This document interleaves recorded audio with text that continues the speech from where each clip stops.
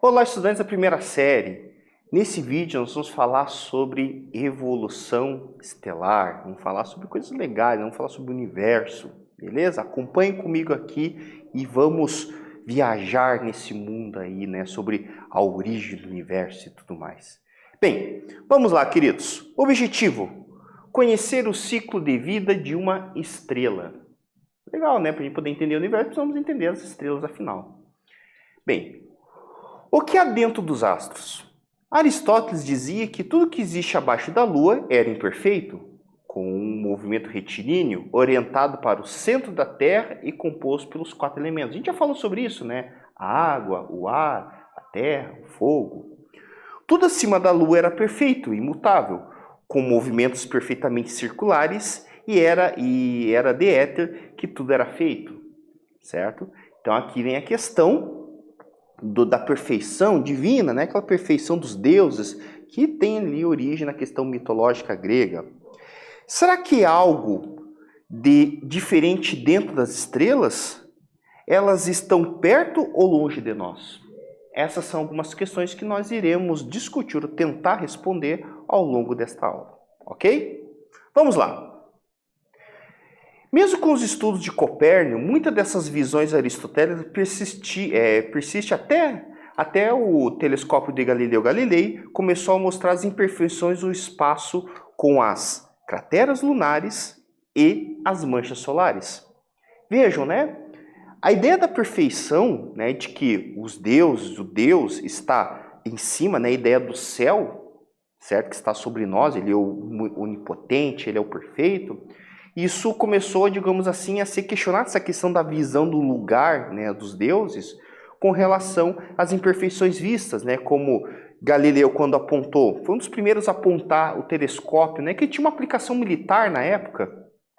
A luneta em si começou a voltar para a Lua e começou a perceber que tinha crateras, né? Esse aqui é um desenho feito, né, as crateras da Lua. Outra coisa, ele começou a ver manchas solares, cara. Galileu quase foi para a fogueira por causa disso, certo? Então, assim, ele estava a um palmo da fogueira, né? Ia ser queimado em praça pública, ok? Então, assim, começou-se a ter esses questionamentos. Bem, nesse momento aqui, meus queridos, eu vou falar com vocês sobre como é que é o ciclo de uma estrela, certo? Vamos falar um pouquinho sobre a origem delas, como é que elas se formam, certo? Então, aqui, eu tenho 6 passos que irão nos orientar bem sobre essa questão. Bem, primeira coisa que a gente vai entender aqui é sobre a questão do berçário das estrelas, certo? Esse berçário das estrelas. O que seria? Então, esse primeiro momento que vocês estão vendo aqui no slide, ok? Bem, berçário das estrelas. Região do universo com altas concentrações de hidrogênio, hélio e nuvem de poeiras. São os berçários perfeitos. Essas regiões são chamadas de nebulosas. Olha que bonita essa imagem aqui, né? Essa imagem, ela é conhecida como os pilares da criação. Essa foto ela foi tirada com o telescópio Hubble, e ela se encontra a mais ou menos 6.500 a 7.000 anos-luz, né? Os pilares, esse formato que vocês estão vendo aqui, né, é devido a essa questão do formato, e a criação é devido ao fato disso aqui ser um enorme berçário de estrelas, ou seja, isso aqui tem muita estrelinha formando aqui, por isso que essa nebulosa é chamada de os pilares da criação, certo? Uma coisa importante salientar sobre essas imagens, tá, é o seguinte: você olha uma imagem dessa e fala assim, nossa, que imagem bonita, professor, parece uma pintura. Aí você vai lá e pega um telescópio e olha. Aí você não vê nada, né?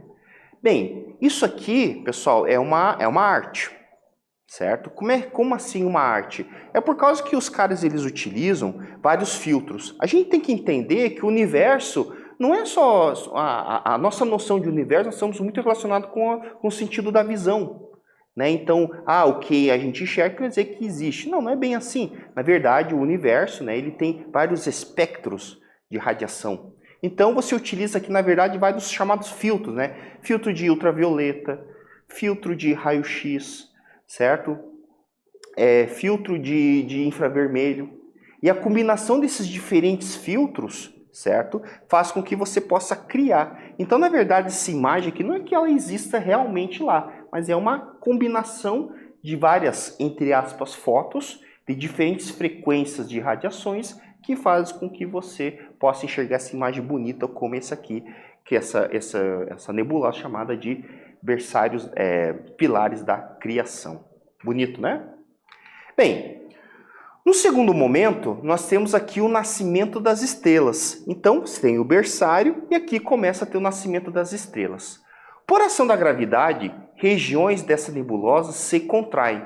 Átomos de hidrogênio e hélio começam a se agrupar, aquecem e fundem, passando a liberar energia. Essa aqui que vocês estão vendo, essa imagem que vocês estão vendo aqui, eu vou pegar minha colinha aqui, ela é chamada NGC 3081. É uma galáxia espiral localizada na constelação de Hidra. Ela foi descoberta, né, por Herschel em 1786. É uma constelação bem interessante porque o Herschel ele foi um dos primeiros a utilizarem, né, um instrumento óptico para poder descobrir outras galáxias, outros planetas fora da visão humana, da visão nu. Né? Então essa aqui é uma constelação. Então veja que bonito nessa imagem. A mesma coisa que eu conversei antes para vocês. Essa imagem ela é uma combinação de vários filtros, né? Sobre vários espectros ali. Então você tem aqui por ação da gravidade. Então você tem o hidrogênio, o hélio por ação dessa gravidade começam a se fundir, certo? E a partir disso você começa a ter a formação do hélio e tudo mais, ok? E aí a partir disso libera energia. Bem, estamos no segundo passo, então o nascimento das estrelas, e aqui vem uma chamada sequência principal, certo? Que começa a ter, né, a nossa origem, como a gente começa a ver aqui. Então esse terceiro passinho aqui, você já começa a analisar essa foto, que já tem uma ideia de luz central, né? Então pode perceber que já tem uma ideia de luz. Aqui tem um aglomerado, começa a ter um pouco mais de radiações, aqui já começa a ter aquela ideia de um foco central, né? Como se fosse o Sol, né? A nossa estrela maior aqui.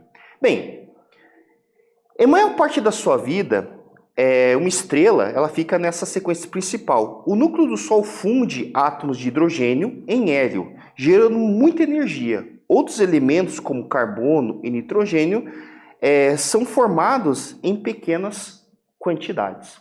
Então veja, né? Olha que doido, meus queridos. O Sol é o cara que funde os elementos da tabela periódica. Louco isso, né? Veja, é o Sol. O Sol é uma, entre aspas, aqui eu vou falar um termo, colocar entre aspas, é uma grande fornalha, ele funde. O que é fundir, né? Juntar. Então ele forma o elemento hidrogênio, certo? Nessa combinação existe uma pequena diferença de massa, aí você tem essa diferença de massa, se torna energia, que é o que a gente acaba recebendo aqui na Terra. Pequena quantidade apenas, hein? Louco, né? Bem, do início do Big Bang até a formação de hidrogênio e hélio foram apenas 20 minutos. Para formar outros elementos mais complexos, como o carbono e o ferro, as estrelas gastam milhares de anos. Então vejam que a ideia da formação, né, dos elementos, ela tem um tempo. Né? Então os elementos mais simples aí, no caso teve o hidrogênio, certo? Que foi um dos primeiros elementos, o elemento mais simples, depois o hélio, nitrogênio, carbono, esses já começam a se formar já no início, mas elementos mais complexos exigem um tempo muito maior. O nosso Sol está aproximadamente na metade desse ciclo e ainda durará cerca de 6 bilhões de anos. Então você, ser que está aí no nosso Paranazão, assistindo aí pelo YouTube, seja onde for, preocupado que o Sol um dia vai morrer, não precisa se preocupar porque são 6 bilhões de anos, cara. 6 bilhões de anos até lá, né? Não tem mais nem fio de cabelo teu aí na Terra, né? Então assim, não tem mesmo. Então não se preocupa, certo? Bem, tendo essa relação aqui que vocês estão vendo, cara, nós temos aqui agora já, né, tá começando a definhar o negócio, né? Tá começando a querer descer o negócio aqui, né? Já vamos aqui para um chamado estágios finais. Então está representado por esse estágio 4. E você pode perceber aqui que tem uma estrela, olha que doido, né, cara? Tem uma estrela vermelhona, né? Vamos recapitular. Eu estou vindo aqui do berçário das estrelas, né, aquelas nebulosas. Essas nebulosas, elas começam, por ação da gravidade, a se aglomerar. Entre aspas aqui, as estrelas, elas ascendem, né, vamos supor assim, né, eu estou fazendo apenas um pequeno errinho aqui, mas aqui eles, entre aspas, ascendem. Então, isso começa a fundir os primeiros elementos, hidrogênio em hélio. Essa fusão começa a liberar energia. Certo? E essa energia começa a formar, né, o Sol ali nesse centro, essa estrela no centro, começa a formar outros sistemas ali, outros sistemas estelares, né? Como o nosso sistema solar que nós temos aqui, está representado nessa foto. Beleza, passou essa sequência principal, você vai ter o quê? Definhamento, né? Começa ali, já começar a querer morrer ali, né? Passou-se já alguns bilhões de anos, entre aspas, o combustível dessas estrelas começa a definhar, certo? O que seria isso, queridos? O Sol e todas as estrelas no auge das suas vidas fundem hidrogênio em hélio. Quando todo o hidrogênio acabar, o Sol começa a inchar, tornando-se uma gigante vermelha. Tudo dependendo da sua massa. Seu núcleo esquentará mais, convertendo hélio em carbono e oxigênio. Então veja aqui, nós já temos uma chamada gigante vermelha. Certo? Já começa a mudar um pouquinho o esquema. Bem, chegando nessa parte aqui, meus queridos, a gente começa a ter as chamadas nebulosas planetárias. Então aqui já é um indício de que está degrinhando o negócio, né? Está indo já para o beleléu aqui o nosso sisteminha. Bem, a fusão do hélio em carbono é muito rápida, gerando flashes de hélio e parte de sua massa será arremessada ao espaço, formando as chamadas nebulosas planetárias. Nessa fase, o Sol engolirá todos os planetas até se aproximar de Marte. Ou seja, nesse momento, a Terra já foi engolida, acabou-se tudo, já era, certo? Aí já foi-se, né? Então, Marte, até chegar a Marte ali, até o Sol inchou e chegou nessa parte aí. Aí vem a pergunta, como é que você sabe tudo isso, professor? Como é que os caras sabem? É a alucinação dos caras lá, os caras estão... não é isso, cara, não é isso. Os caras sabem porque eles, observam. Por exemplo, eu quero que vocês observem bem essa imagem aqui, que eu vou ver o que é isso aqui. Esse cara aqui... ela é a chamada NGC 6543, ou nebulosa olho de gato. Bonita, olha que massa imagem. Também descoberta por Herschel em 1786. Supõe-se que a sua estrutura poderia ser, essa estrutura que vocês estão vendo aqui, ó, que parece que ela está explodindo, certo? Ela era causada por ejeção de material de uma binária, onde você tem a estrela aqui no meio. Ou seja, isso que vocês estão vendo aqui, essa foto, né? Ela é diferente um pouco, porque você pode analisar que parece que tem injeção de material. Então é isso que está acontecendo com relação à nebulosa planetária. Bonita ela, né? Vejo, novamente, saliento a vocês. Cara, isso aqui não é olhar para o telescópio lá e ver, certo? Isso aqui é uma combinação de várias técnicas de observação. Radiotelescópio, com telescópio, filtros e assim por diante, certo? Então, isso aqui é uma arte, mas ela existe, certo? Cada cor dessa aqui está representando muitas vezes faixas de frequência, certo? E aí, né, com a arte, computação, você acaba visualizando o que está acontecendo ali, certo? Vejam, nebulosa, olho de gato. Então isso aqui já é um indício de que realmente isso acontece. E aí, meus amigos, o fim. Aí já Elvis, né? Foi tudo pro beleléu agora. Por fim, o Sol se tornará uma anã branca, morta e não faz mais fusão nuclear. Acredita-se que ele continuará brilhante até terminar de emitir toda a energia que sobrou, convertendo-se em uma anã marrom. Estrelas com mais de 8 vezes o tamanho do Sol, ao finalizar suas vidas, tornam-se supergigantes, e o carbono é fundido em oxigênio, neônio, magnésio, até ter um núcleo de ferro. O núcleo de ferro se colapsa e se contrai, reduzindo bastante o tamanho da estrela, comprimindo os átomos de modo que os elétrons se fundem como um núcleo atômico, formando um núcleo de nêutrons. Novos elementos são formados e materiais que não se fundiram por estarem mais superficiais ricochoteiam, formando uma supernova e jogando esse material no universo para formar outras estrelas, planetas e vida. Ou pode se tornar um buraco negro. Esse é o problema, né? Se dizem que somos poeira das estrelas, é verdade. Vejam, né? A gente fala que é o fim. Mas, cara, na verdade não é o fim, né? A ideia de continuidade, ela é muito forte no ser humano, né? Se você for, por exemplo, analisar isso, uma estrela não morreu simplesmente. Ela fundiu o material e esse material ficou espalhado por todo o universo. Por isso que, durante essas nebulosas, se vocês observaram bem a leitura aqui, o slide, vocês vão perceber que aqui nós estamos falando que nós temos as nebulosas com hidrogênio, o hélio e poeira das estrelas.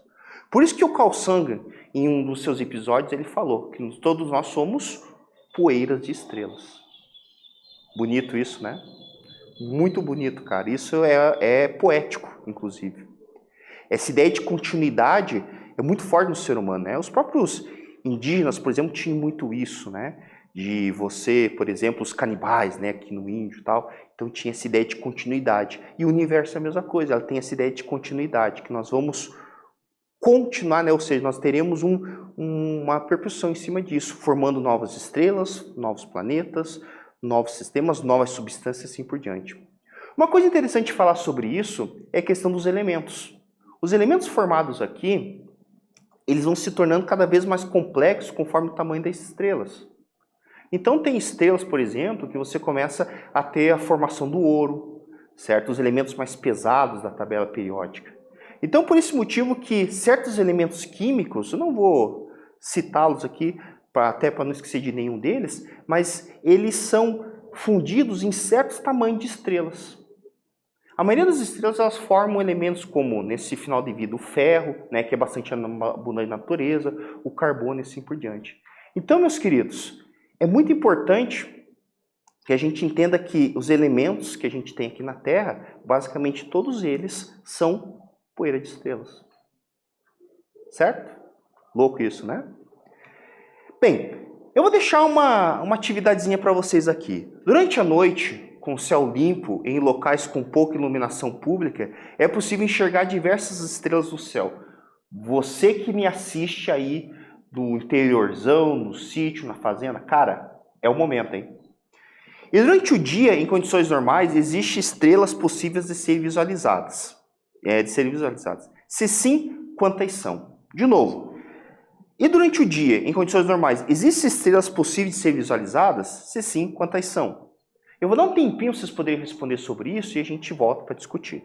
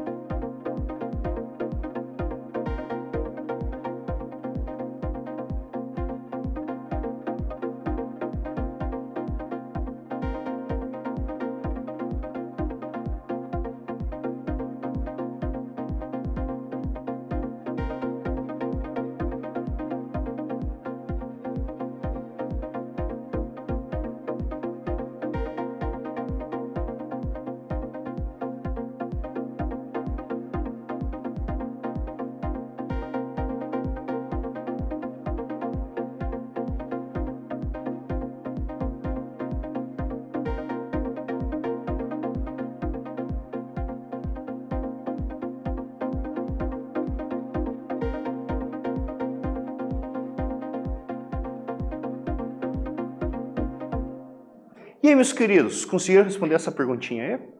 Certeza que sim, né? Ó, então vou dar para vocês uma possível resposta aqui. Geralmente, a gente acredita que não enxergamos nenhuma estrela durante o dia, mas em dias normais é possível enxergar o Sol, que é uma estrela. Por uma proximidade, o brilho do Sol ofusca o brilho das outras estrelas. Veja essa história. Por proximidade, o brilho do solar ofusca o brilho das outras estrelas. Então isso significa que, sim, elas existem. Tá? E vejo mais. Mas sabia que é possível ver outras estrelas durante o dia, durante o eclipse solar? Sobral, só vou falar isso. Sobral, Albert Einstein. Pesquisa aí para você falar sobre isso. Dá uma pesquisadinha. É muito louco. Eu me lembro disso quando era pequeno.